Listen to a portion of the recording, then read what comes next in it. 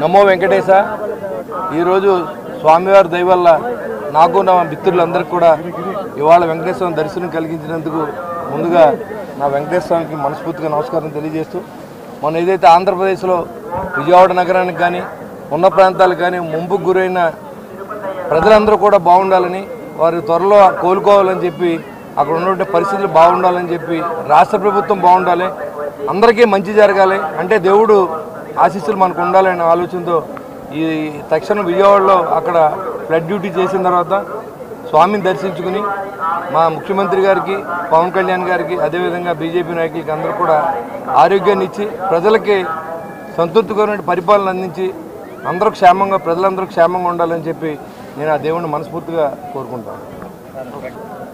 ప్రకాశం బ్యారేజ్లో మరి వచ్చిన బోట్ల గురించి చాలా కథనాలు ఉన్నాయి, ఏది నిర్ధారణ లేదు, అంత ఎంక్వైరీ జరుగుతూ ఉంది.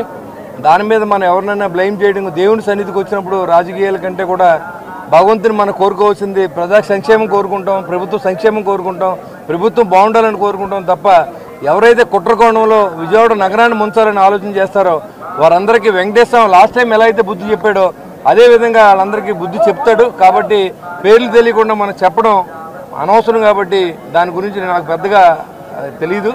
ఎంక్వైరీ జరుగుతోంది, ఎంక్వైరీ వచ్చిన తర్వాత ఖచ్చితంగా చెప్తాను. ఇది ఒక డైవర్షన్ పాలిటిక్స్ అండి, ఎందుకంటే ఇవాళ ప్రభుత్వం సజావుగా సాగుతోంది. పంచాయతీ వ్యవస్థ నిర్వీర్యం చేసిన 5 సంవత్సరాల పరిపాలన ఇవాళ 100 రోజుల్లో గాడిలో పెట్టినటువంటి మహామనిషిగా మరి పవన్ కళ్యాణ్ గారి గుర్తింపు వచ్చింది. కాబట్టి ఏదో డైవర్షన్ పాలిటిక్స్ ఇలాంటివి పెడతా ఉంటారు, దాని గురించి పెద్దగా ఆలోచించాల్సిన అవసరం లేదు. పోస్టింగ్లు ప్రజలకు తెలుసు, ఇది పేటీఎం బ్యాచ్ అనే విషయం తెలుసు. కాబట్టి వాళ్ళ డైవర్షన్లో మనం పడకుండా రాష్ట్ర ప్రయోజనం కోసం, రాష్ట్ర ప్రజల కోసం పనిచేసే దిశగా మా నాయకుడు మాకు అందరికి ఆదేశాలు ఇచ్చారు.